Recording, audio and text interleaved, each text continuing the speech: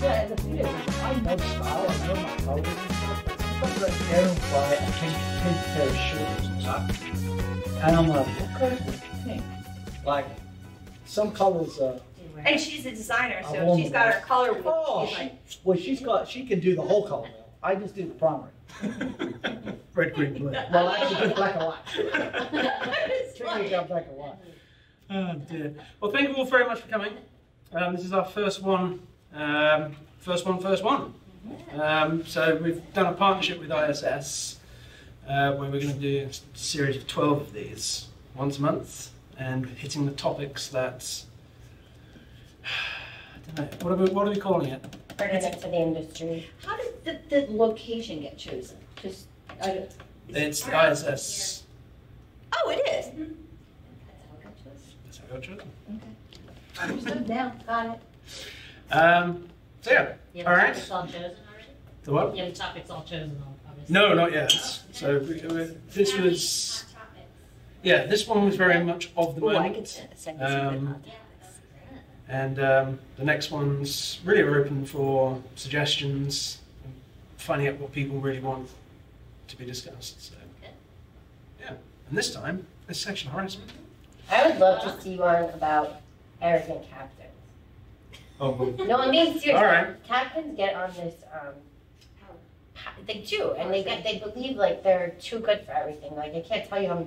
Well, I deserve this, and I've gotten so many captain's jobs, and then they'll come to me and say like, "Oh, well, you were talking to so and so about getting a bigger boat.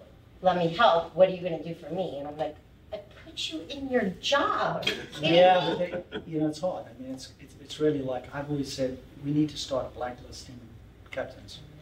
Do you know that I said that in front of a lot? Blacklisting people. Right. Industry. There are too Yeah, many people. but that you are know, running. I said that in front of a lot of leaders in the industry, and they were like, "Oh no, we can't do that." And I said, "Why?" I said, "Well, people will start talking about." Or old people? Well, young and old. And I think what's hard about that is I agree that people will, you know, you don't get on with someone, you're probably going to kind of have a bad say of them. Yeah. But there's captains out there, and I know for a fact, some of our captains, they're blatantly stealing from the Oh, owners. yeah. They get off that Every boat, time they get a referral fee and don't tell the owner they are. they get off that boat, they know it, everyone knows it.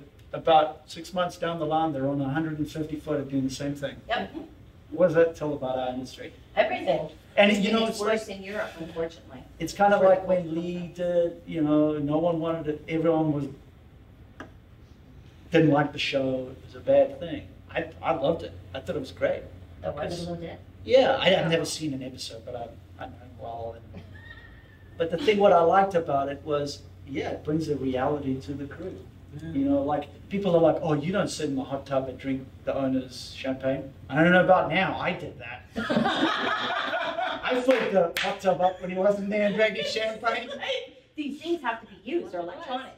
Yeah, we're No, testing there's it out. other There's captains captain that I got a Is job. that- There's captain that I got a big job for. Ah. Like, oh, I have a bottle of Dom for you. I'm like, I don't want a stolen bottle from your owner. Yeah. Like, you give me something with your own money. And we are back between two Yetis, and we are live from the International Superyacht Society's headquarters here in Fort Lauderdale, Florida. This is part of a 12-part series. This is episode 1. Welcome to our panelists. Thank you. To my right, we have Clayton Swart, of original South African descent, Yes, who worked for MHG Insurance. correct. Welcome, sir. Oh, thanks. Nice to be here. To his right, we have to meet Theresa Manwaring, works for Bluewater Yachting, Yes, and you used to be a crew for the last Still 12 am. years. Still are? I still plan to be. Oh, okay. Yes. So this is just a hiatus whilst you're on land. Yes. Okay. To my left, we have the wonderful Jenny Wicker, sunseeker extraordinaire, yacht broker. Currently working for Wicker Associates. Yes. And we have Danielle's always smiling. I don't know if you've ever not seen Danielle Butler smile. Of the partner of the luxury law group. Correct.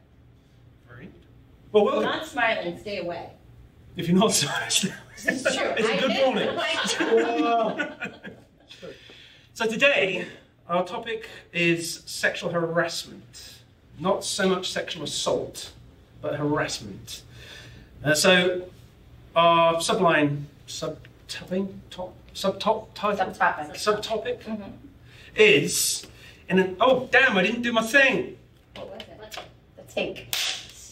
We're here behind the wrap. Damn, never mind. Should we start over? No. No, you can just cut that. I'll cut this But bit. it's live. So in an industry where we are got such vast cultural differences, not what is now considered acceptable, but what is acceptable. Who wants to kick off? Because we know that this industry's got a lot of what are they? Ghosts in the closet, Skeletons in the skeletons in the I'll closet. start. I'll jump right in. Go for it. So, Where do you it's think we should be? apropos since I'm the lawyer in the group. Yes, we will Start. wait. It's You good want me to to get. just regurgitate the law? Please. No. That's why your voice smiled. So I think, obviously we all know there's a huge movement right now, but I also think that it's a personal issue. So it's what your tolerance is going to be. And I don't necessarily want anybody to dictate to me what I should do and what I shouldn't do. I personally grew up from birth to now, all male industry. So I think I have an extreme tolerance to sexual harassment, probably according to the movement right now, an unacceptable tolerance. But Jenny and I were talking about this. There's the perfect world, right? And then there's reality. So the perfect world, we all get along no matter what race, religion, creed we are, and sex we are. But that's not the world we live in. And this industry is predominantly male. And I think women have done a great job in gaining leadership positions, but it would be a joke to say not without their struggles. You feel like you've personally had to hold your tongue. For sure. I mean, at 18 years now, I feel All three of you just nodded then. absolutely. And my tolerance has grown from the time I started 12 years ago. I remember being a junior student and just being appalled and shocked. And then I have now become so much more accustomed to it or exposed to it that my tolerance level has definitely risen in the industry from things I would not have accepted before because I didn't want to lose my job or to become successful. Well, I think if you're going back to the crew, I think it's, we're in an industry, it's definitely about looks or what you look like too as a female. Definitely. I mean, it's the only industry you're in that when you put a CV or a resume in, you got to put a picture up. Well, but even as women, we request, like, if a woman sends me a resume, I'm like, it's our industry standard. Could you send us a picture of yourself? I've been told by the It's a owners sales. exactly what they want, and I have to go higher for that. And I've been given specific directives, and I don't feel good about that, but. But it's for men too, like they don't, I know for a fact that I just got a client and they want to fire the captain because he's overweight and looks like a slob, and that's not the image they want to pursue. So it's, But is that all right? I know under the jurisdiction here of America, you're not allowed to ask when you're employing somebody Race. race. Pregnant. Yeah. Pregnant. Not really allowed to ask about Not enough. marital status or kids. I mean, there's so many things you can't specifically. They can offer it up, but You you can't can't ask age, you can't ask religion, politics, creed, race, sexual orientation. You can't ask those. You cannot make a decision on hiring based on the characteristics of the person. It has to be based on their work ethics, their education, Now, can you their do that experience. if you're hiring for a yacht? Because Well, if they you do. don't- That too. Yeah, the same would hold true, but I think in our industry, we also know that the owners want what they want. And it's an industry, and it's a multi-billion-dollar industry. However, we never can forget that this is very wealthy people buying toys. I always bring it back to that. Yep. And on their toys and during their vacation time or their private time, they're gonna do what they want, and they have the money to do what they want. So it's... And do you feel like from the industry perspective then, it's top down? That whatever that behavior may be? I think dealing with the owners, yes, but in our industry, I think we're making strides that within us as industry colleagues and professionals, I think that our ethics, our professions, and our dealings with each other has gotten better, at least in my 18 years of being in the industry. Because the marine industry is very male-dominated, and it has been for centuries. And so, you ladies are of a similar age, I'm guessing. You're not allowed to Yeah, ask that mine question. Sorry, You are sexually Clayton's here, discriminated. boy. And so, is there a change starting to happen because you are becoming more prominent now in the roles that you hold? Never before. I don't know about that. When I first became a yacht broker, I was really young, so I never felt like people looked down on me as a woman. I think people were like, "Oh, she's a kid. Let's help her." Age. I mean, I was 24 when I started, and all these, even older men were like, "We want to see you succeed. We want to help you," and like there were things I never had to do because they were telling me how to do my job, which was great as a young kid who didn't know anything. And now, 11 years later, actually it's almost 12, but nobody's looking down on me because I've succeeded, I guess you could say, and I still have a lot more succeeding to do. Fought, and I think that's a testament also to who you are as an individual, female or male. You're type A, you're aggressive, you know your stuff. And, I think someone that's not, and a female would have, maybe it wouldn't be. I agree with you. I mean, I've known Jenny, I've known you for a long time, and I've seen you grow. I mean, like when I was a yacht broker, it was hard for me because even though I had so much experience, I mean, I'm originally from a town where I grew up on the water, and then I went into boating, and I went up the ranks. And it was funny because when I became a yacht broker, everyone looked at me as a kid, and I didn't know anything, male or female. But when I got out of it, I really started to look at all the different positions of people, and Jenny was one of them because I really have followed you as a yacht broker, and I've seen you, be successful and stuff. And I think the thing with you is a lot of people look at you and go, "Well, you're young and you're a female. What do you really know about boating?" Well, if you ever go with you down to the Keys on your boat, you'll know what she's really about. I mean, it's just like Danielle. I mean, I know you as a very successful woman on a boat. A lot of people will be like, "Well, what do you know about boating? Why should you be in it?" And I think we get that. I would guarantee you, going out socially, you're amongst a group of people. Maybe they're talking about boating. They would never assume, if they didn't know what you did for a living, that you'd have any clue about boating. Yeah, and I love that too. I do too. When I bust out Hawaii, I drive my own. But I mean, 38-foot boat. I think what I, as a guy in the industry, is looking on both sides. I think, there's good and bad about it because there's a lot of girls in the industry face it. They use their sexuality to get where they are today. And that probably is a good and a bad thing because it's really hurting the females in the industry that are but that's really trying. That's Every industry since the so that's dawn not of time. ours. So is it worse in this industry than any other industry? Or is I can only speak about this industry because this is all I know. I know my wife has done different industries, and she's run offices and down in the design district. She had a showroom down there, and she had very, very strict laws. I mean, she had an HR. They were trying to, if they needed to get someone fired, they couldn't just say, "All right, well, pack your bags, you're off." Here's a plane ticket. I'll see you later. There's, you can't really fire someone even on the terms. I mean, I'm not telling you everything about it, but that's what I kind of know about it. Well, to answer your question, I think that it depends on looking at the industry and at what level women have penetrated it in leadership positions. Is this your ploy to take over the industry? Me, personally? Women in Yeah, general. I'm writing Yeah, no, I just want to... Because make money and travel. Yeah. So, and then retire. I do not want to die at my desk, but that's our generation, none of us do. Right. But you've been on, you're, none of us, apart from you, but were you ever touched on a boat? No. Big eyes. Well, that's not to say that. You did work on the boat with your wife. Yeah, I did. It was not in one. Was she your wife when she started working No. with you? We So were you just did cross dating. the line on the boat. Yes, I did. Yeah.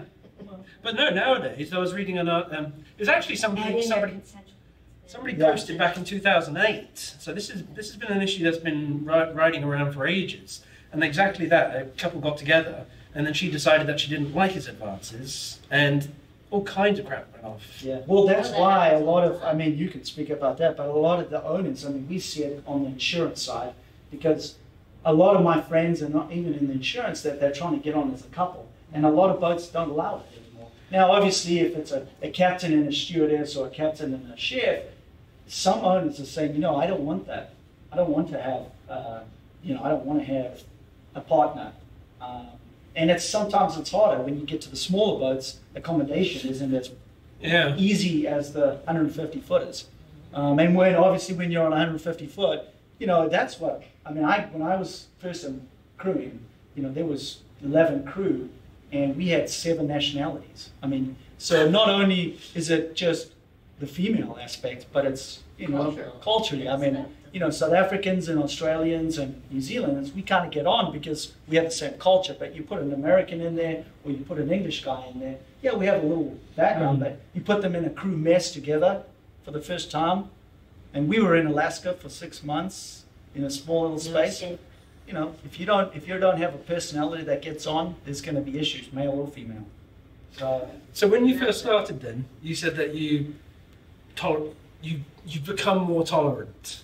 Yes, I have, because when I started, I came from a background that had a very strict HR department, and you know, What industry is that? I was in the retail industry. Right. Okay. Yeah, so I was a district manager for a retail company, and This is in the Midwest. and also down here in South Florida. Okay. Yeah, in the Midwest area and then down here.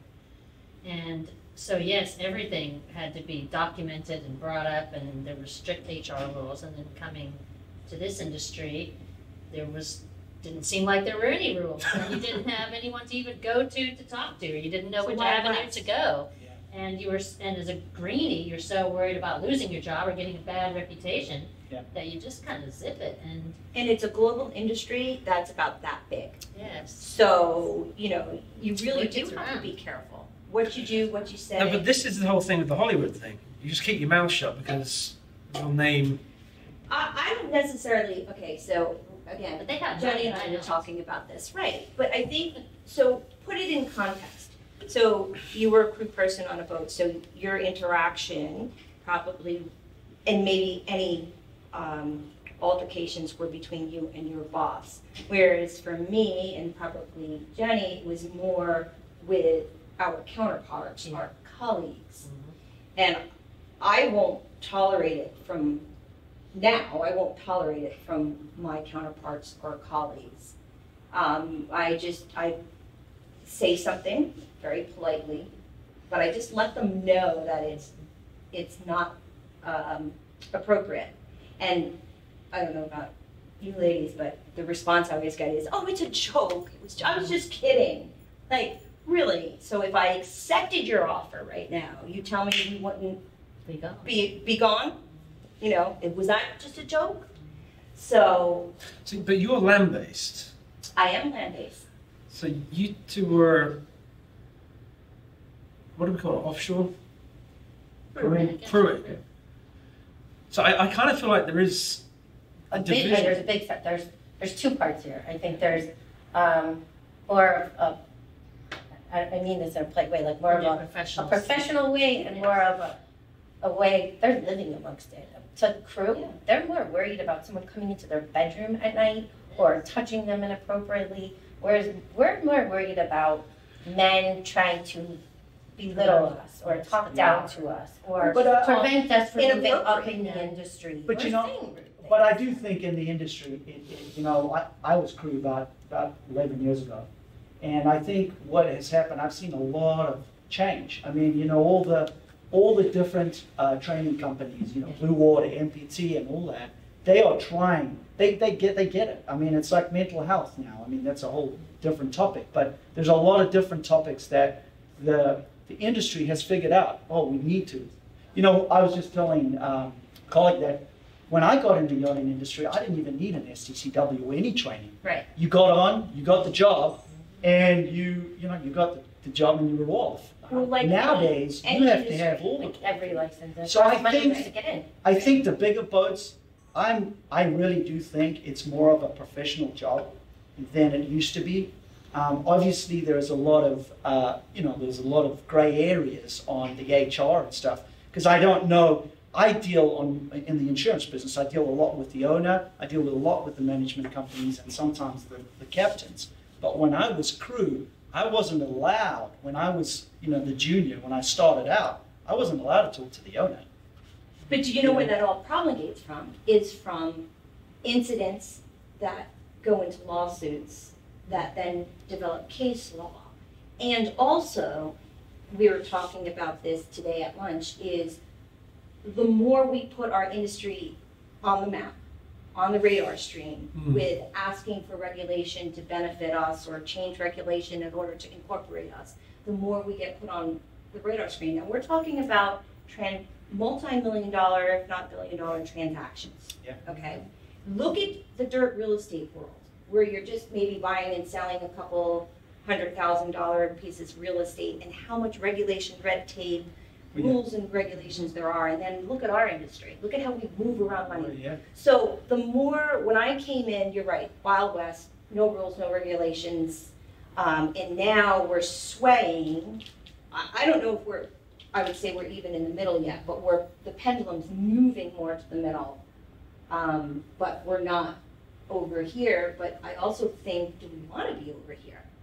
Because That's the again, next it's thing. supposed to be fun for the Yeah. owners. If I'm saying that could prevent eliminates them that. from buying a yacht and wanting to get into that. Not to say that, let them sexually discriminate at all, but I'm just saying the more rules and regulations. Well, the more difficult. isn't that kind of what management companies were built on? I mean, designed for? Because, I mean, when I was on a Right. boat and there was an engine problem, I wouldn't go to technically I would go to my management company and get it sorted out. They have the funds, they have everything. I think that's really a great thing. I know a lot of captains don't like that because it gives up a lot of, Right. you know. But before that, they went to their brokers.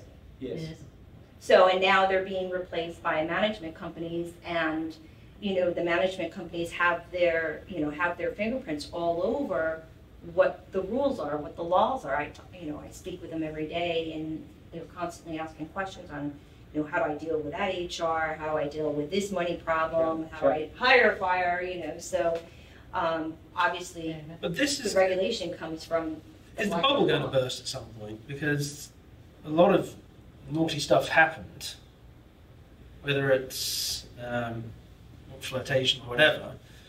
And you can see what's happening in the media now with lots of high-profile people. This I don't industry. think it's going to burst. I think that we will continue to grow and change for the better with each lawsuit that occurs. Yes. So, for example, the latest in the springtime was the stewardess who won her judgment against the owner of the yacht for multi-millions of dollars because, unfortunately, for her and for the industry, she was raped in her cabin.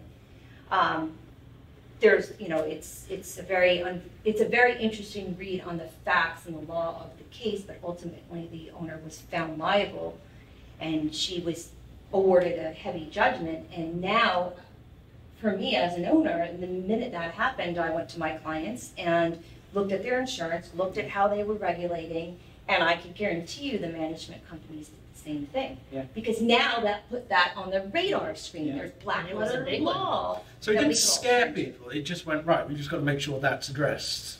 We have to do, you have to do things better. I think people just didn't think about it before. As someone who's owning a boat isn't thinking about the safety of their crew, unfortunately. They think They the crew's leave taking it care to of the themselves. management company, and the management company leaves it to the captain, and then it's the captain's responsibility who's Because the ultimately. harder we make it for them, Yes. they're going to get out of the industry and they're going to go buy a home on Lake Como. Yeah. It's supposed to be fun for them. It's supposed to be fun. I know when I go out on my boat, I just want to have fun, Yeah. right? I don't want to worry about This. that stuff. Yeah. So, Okay. So let's just talk quickly about the international aspect of it all. Yes. You've been on a boat, travelled all around the world. I assume you've pretty much travelled the Yeah. world as well. You've pretty much, I know you get to travel, but you are very much Floating Caribbean. here in America. And I guess your clients are pretty much international. international. So the differences of what's acceptable in terms of from Saudi Arabia to Extremely London cultural. to here, how do we kind of, is there possible to have a baseline? Based on the owner and their customs and culture, I think you have to look at it like that. So, and I think we go back to, so who are we talking about? Are we talking about us dealing with our clients, our owners, or are we talking about us dealing with each other in the industry? I think the industry, you could absolutely have a baseline. But I think as, when it comes to our owner, you have to look at the owner's ethnicity and customs and cultures. That's going to dictate. You can't tell someone that's from a completely different society with different rules and regulations on how they treat women that they have to all adhere to.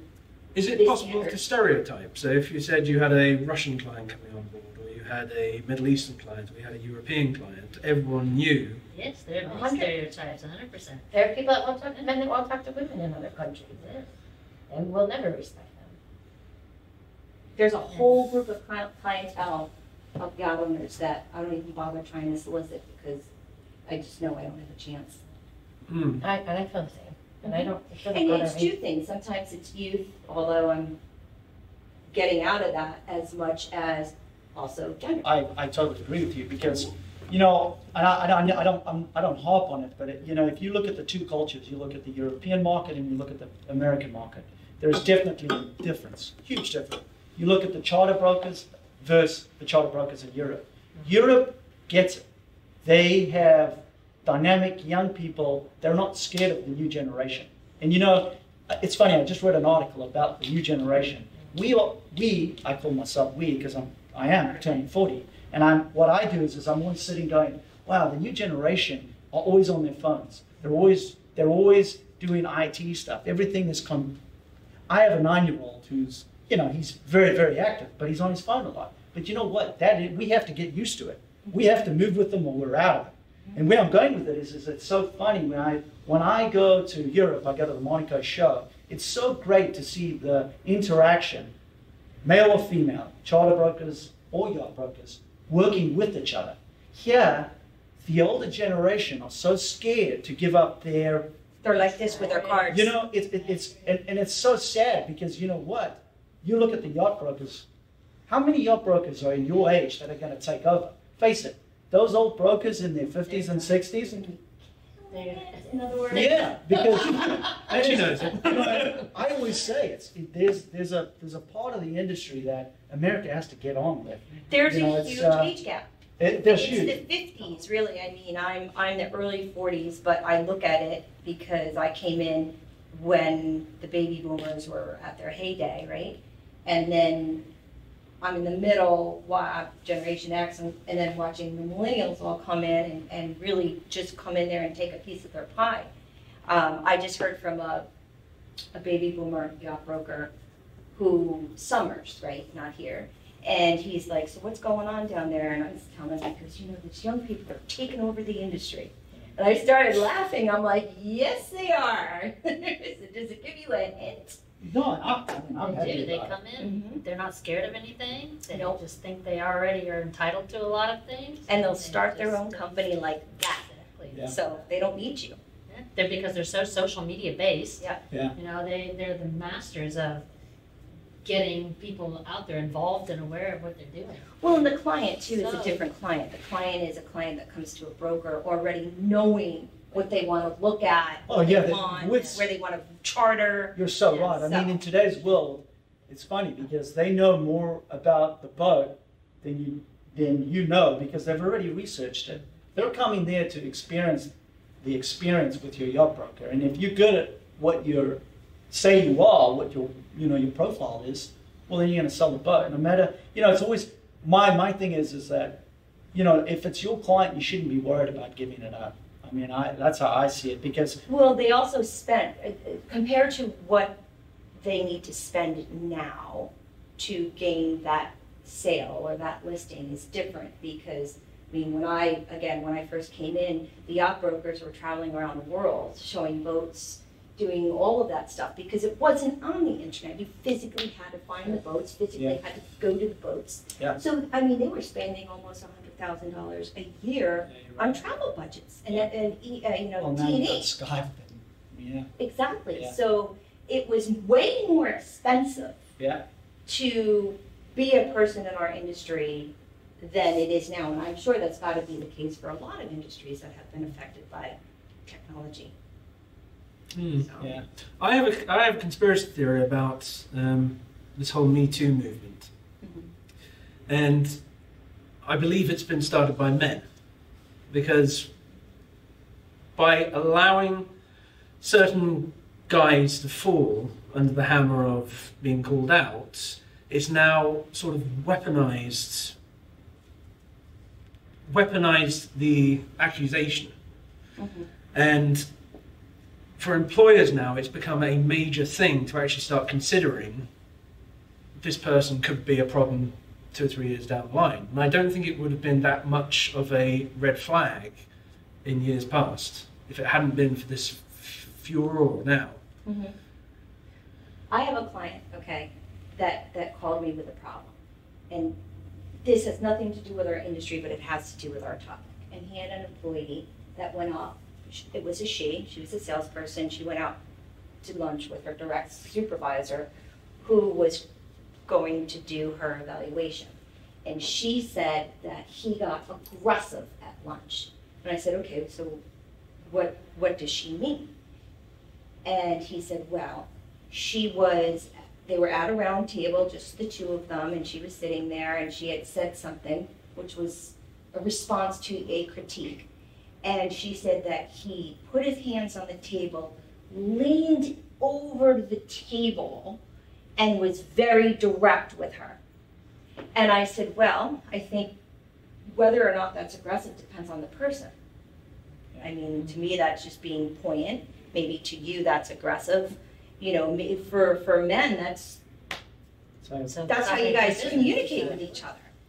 So I said, I can guarantee you that she might find that was aggressive, but if you told him that she said he was being aggressive, he'd be like, what are you talking about? I didn't touch her. I didn't say anything to her. I didn't curse at her. But this comes back to what you said at the beginning. What you find unacceptable, you might not. You might not, and you might not. And so it's down to your experiences, though. And culture and well, and I think it's, you do get, I always say I have broad shoulders. Speaking to captains and owners on a daily basis, your shoulders get broader and broader, and I think it's accepted. I always say, well, why should why should the secretary be a woman? Well, isn't that the law? Like technically, no. I mean, or when you're on a boat and there's a guy that comes on. Okay, you're in the deck. They're also better at multitasking. Men can't do it. Well, that's 100%. But it's just, I think that it's got so that's men and women. It's kind of sexist, because it's like, I don't know, if a woman gets on a boat, she can't. Back in my days, if you wanted to be an engineer, it was really weird to see a woman in the engine room. Now it's great. All captains. How many captains are there that are women? Now it's getting more and more. I think that's evolving. It's still under a dozen. Yes. I think female yacht brokers in your age bracket is probably under half a dozen. Yeah. Well, I can tell you that I've had this happen to me 5 or 6 times. I'll dock a boat, and a man will go, wow, you dock that boat better than most men I know. And I'm like, so I dock the boat better than the bad men you know. Yeah. Thank you. What a compliment. Like, what is that? And I know they're actually saying it with good intentions, but the words they say, what are you talking But about? unfortunately, Why can't you just say you're really good at docking? But unfortunately, maybe that's one of the, and that's looking at it from the guy's side, you know, my wife is from Wyoming, so I just got back from being out west. And I don't know if you've ever been out west, they're probably the nicest people in the So state. it's not like Yellowstone on Paramount? No. But what it is people are so friendly. You know, here in South Florida, we're on such, I have to, when I'm at the airport, I say to Aaron, I'm going to detox from South Florida. And But you have to understand, everyone from South Florida isn't actually from South Florida. No, I get it. Who here actually grew up in South Florida? But I'm not saying, the thing is I'm not saying that South Florida people are bad. I'm just saying the culture, because we're always, hey, I get it, we're always busy and stuff. But I went there and everyone is so nice to each other. And if a guy comes to me, like we were boating out. But aren't they mostly Republicans out there? Well, Democrats. Andrew Cohen's laughing. But most of them are from there. So we get on. Most of them are from there. And like Florida, we are kind of like the different nationalities on yachts because everybody here in Florida is. But can I tell you, I think, can I be honest with you? I think that is, I think everyone's just saying it to be what's the word? Wait, what are we talking about? Compensate? What? No, I just think people are, whenever you say, like I said, you know, people here aren't that friendly. You know, they're always on, and then they're like, well, no one, you know, they come up with an excuse. Where anywhere else you go, like if I go to New York City and I'm talking to people, I'm a friendly guy. I open the door for girls. I'm always trying to do stuff. If you're nice to someone, In New York, someone's I feel going to like, be nice to what you. the hell is wrong with you? But When you said hello to me, I'm like, do I know you? Yeah. I'm from New York, so I'm born and raised. I know. But I changed. But the thing is, okay, I go to a lot of yards, and you know, people are always talking like, how are we gonna? I go to a lot of I belong to a lot of organizations. We're always talking how, yeah, we need to be all nice to each other, because then if we're nice to each other, people are going to find that. How many people, like I go to a lot of events. I'm friendly to everyone. I know a lot of people. You know how many people don't talk to me, or they'll just give me they don't want to talk to me because they probably are the president of a company and they're maybe too busy, or They probably know you're married and they don't want you to think it's sexual So harassment. here's our industry. You go to our industry, right? An event in our industry, and you're going to go into the room and you're going to assess who you could get business from, and those are the people you're going to talk to. Now, hopefully, it's different at a social event, but you've got a job to do. You've got limited time, and I think there's also a psychological thing too. Remember, we live in a city. The closer you force people together, the more people get uncomfortable. Sure. So you all need, that space around us. Whereas in Wyoming, got all the space in the world. They have everything to be happy about. They also And I all forget grew about up that. together and nobody left and nobody's coming in. Like, Yeah, but isn't it? Here, I'm it's telling great you. when you have different cultures. I mean, to be honest with you, It's I okay. love talking. I like it. When I go to, it's funny, when I go to an event or where there's crew, I'll talk to every other nationality than South Africans. Because face it, I'm from there, I know the country. And it's so great to get to know people.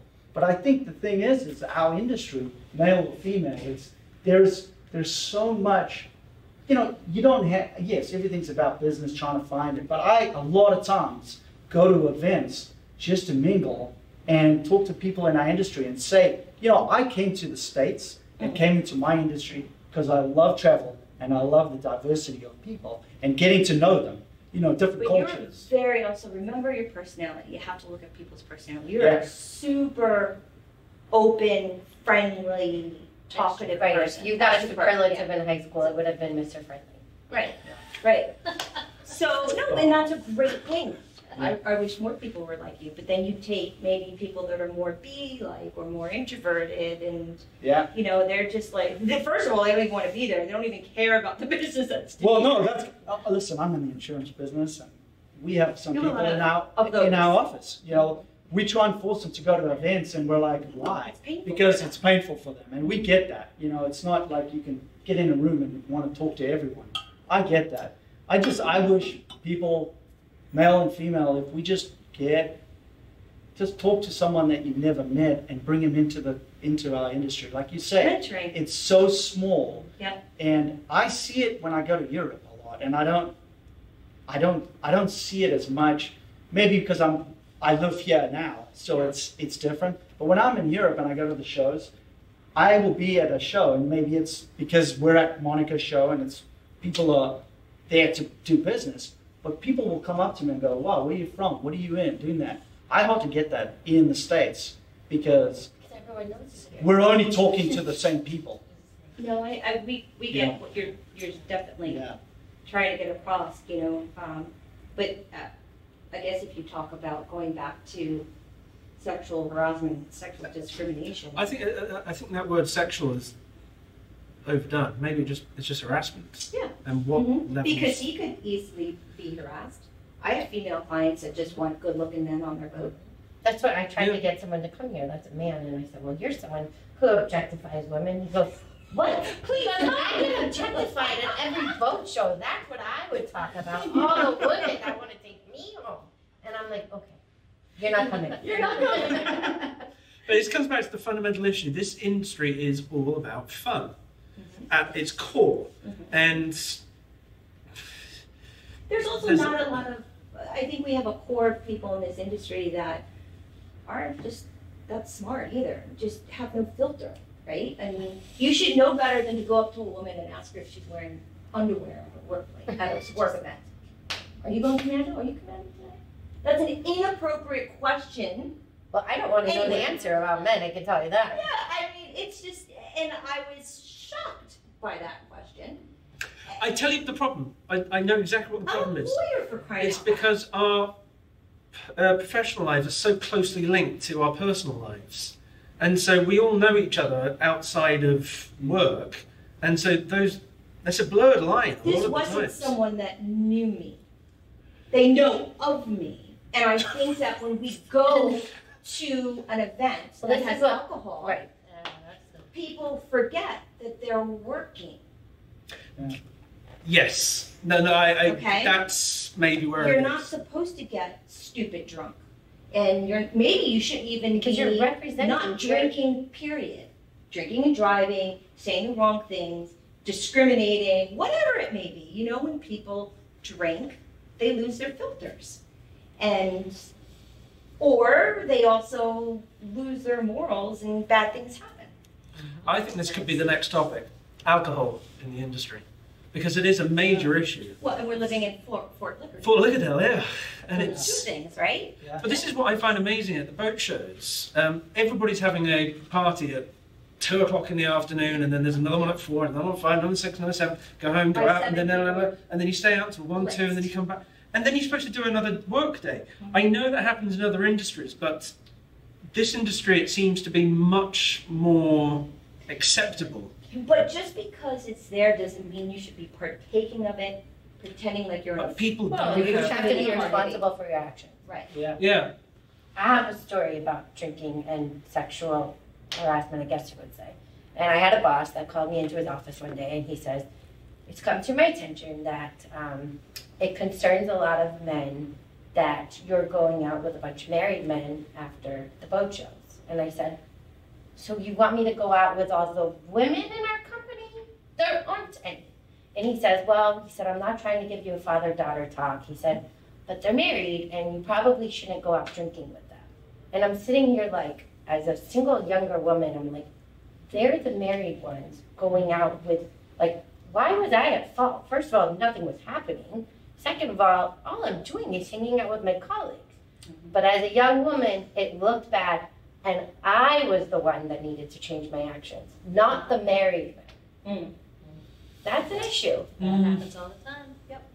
Blimey. So, Well, that's our hour. that went fast. It did go fast. Yeah. Can we draw any I think we could have conclusions? done a whole hour No, on yeah, just us just- talking about our sexual harassment stories. Well, this is it. Yeah. I mean, So you have one in there, But being sexually harassed. yeah, well, you know, it is. I mean, that's funny. You take that to your point that, you know, I'm married and have a kid, and it's, you know, it's very hard for me because I deal with a lot of women in the industry, and I am a business development, so that is technically my job to go out and entertain and Yeah. see people. And And it's, your friendliness could be taken the wrong way. oh, and you know the thing with the sad thing is every time I'm taking a picture with a girl that's going on in a publication, I'm always like, you know, there's people in the industry that know me that, well, there has to be two people and two girls. And I hate thinking like that, but we're in an industry, unfortunately, when you're married, you have to think like that. But maybe if more gentlemen thought like that, then that would be helpful. But I don't think it's a problem that a married man is hanging out with a single woman in the industry.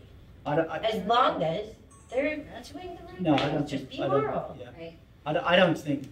I mean, it's hard. I mean, it is a very hard. But what scares me too is, so I feel that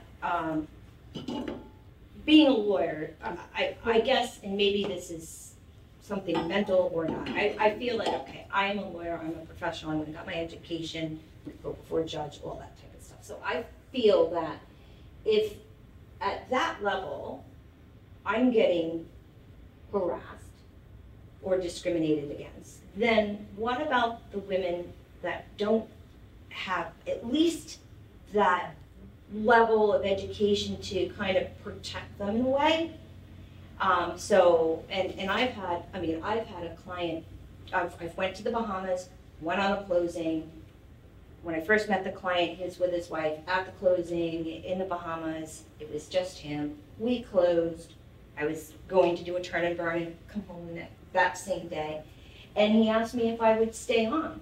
And he said, we're gonna do a cruise now for a week. Would you like to stay on? I said, no, thank you, Mr. Smith, that's very nice of you. I said, I have a full week of work ahead of me. And he goes, oh, that's right, billable hours. He goes, I'll pay for 40 hours. And I was like, I knew what came with that 40-hour payment, and I was like, thank you very much. Did he have it? I mean, are you assuming that he was interested in you? Interested in you? He was, yes, absolutely. There was no doubt. If someone was going to pay 40 hours of my rate as an attorney, and so when I came back and I told a partner that I was working for, he laughed, and he's like, "Oh yeah, I should have probably told you about him." Did he send you deliberately then? No, not at all. I was the associate. It was my file, and he was a sink or swim type of mentor. I don't blame him. You could handle it.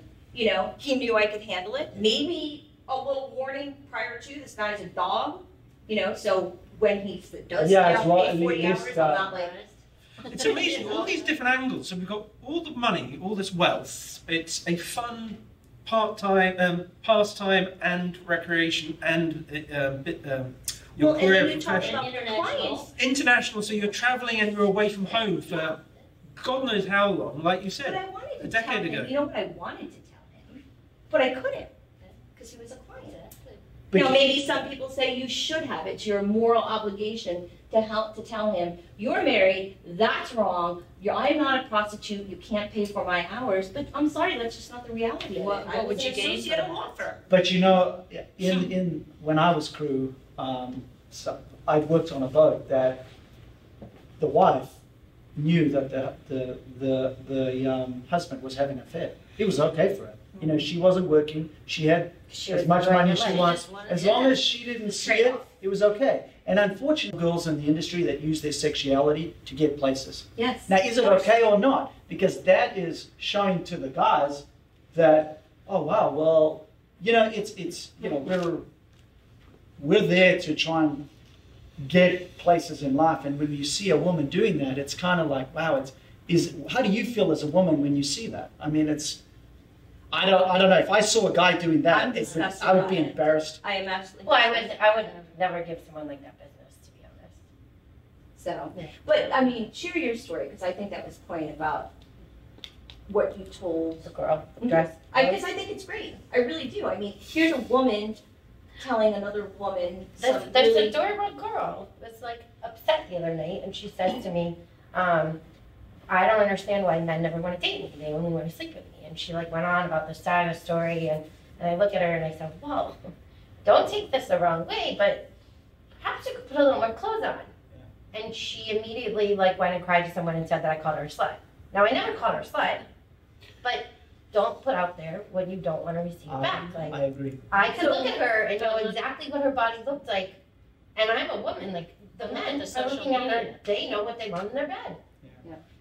So it does go to, I think, also the individual, right? So because most people that I think if we were to actually sit down and tell all the stories, and we're still sitting here in our industry, we have very thick skin.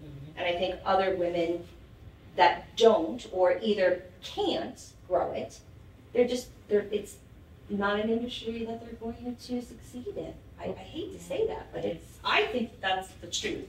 I just got a client that was referred to me from a friend, and he said, well, I was told you were the underdog. And I said, he called me the underdog. And this boat is like right in my territory of business. I mean, everything about it screamed Jenny Wicker, Rick Goby, or just Rick Goby, if you will. Yeah. Like everything about it, I can't think of a better fit for him. And he kept going on and on about the underdog. And I'm like, who in the world is he comparing me to? But so I left and I called my friend and I said, why do you keep calling me the underdog? And he said, I don't know. He called the guy and he said, why'd you call her an underdog? He said, oh, she's a woman. She's never going to be top. And he says, just like I would never have a woman as an executive. My friend said, if you don't want to work for him, if you don't want him to be your client, like it's fine. I won't be offended. I said, I don't really care. I don't care. If he wants to say something that he's obviously an idiot for thinking that, but I don't really care. Like, think whatever you want. It's not going to hurt me. And you know what? I just set up a listing. What's good about you is that you're okay with yourself. You figured out how to deal with it. Yeah. There's a lot of women in the industry that don't. No, there's a lot of like women the out girls there. that maybe dress provocatively, Yeah, have well, too they're- much to drink. I mean, Yeah. you also have to have some accountability. You know, I can't go out dressed in a Miami nightclub dress, get all liquored up at a boat show, and then if someone says something inappropriate to me, Oh, I see it when I'm in Antigua. I'm in the Antigua Charter Show, which I have a hard time with because it's supposed to be for the charter brokers and the non-exhibitors, which it's a different thing. But What is it? What I've is- never been to it. it's a charter. It's one of the biggest charter. No, but you're saying the women would. So Oh, but where I wanted to go with it is like the crew actually enjoy the show just like everyone else, and they get really lick it up, Very right? much party. So what's so hard about it, and it drives me crazy, you're in the Caribbean on not such a safe island, and you go out there and these girls are dressed like they shouldn't even dress like that that's what at I home. in Miami. And then they get Yeah. raped, and then they get assaulted, and then they're like, well, I can't believe it happened to me. But if you actually knew what you were wearing, and I'm sure, you know, it's one, they can't walk to their hotel or their boats. That to me is just, and I see it every year, I see it. But that behaviour is encouraged. Every boat show, there's event after event, free liquor, free liquor, free liquor. There's no It's not encouraged for monitor. women to wear no clothes. Well, what about the year that, who was it? One of the brokerage companies had the girls walking around in the little tiny blue shorts with a half crop. I was gonna say, look at what all those Little- companies, and they have those, they hire the models. Or to they do hire the shows blue to girls. stand Monroe there. girls. Yeah. But again, that's All about image. that's just part of it. That's So, promulgating the behavior, yeah. saying that it's acceptable. Look, it's walking around on our docks. But we also have, I mean, I've also seen it on the other side that they've used really good-looking male guys without the In tops Hooters on. outfits? No, without the tops on in the, you know, Yeah. the hot tub. So I think. And as women, we look Where? too. Where is that? What boat shop? Pull that boat out on me next time. I'll tell you offense. Never. No, but I think we're in such a fun industry that it's okay. You know, listen, I mean, I come from a small surf town. I get pretty much. So for me, that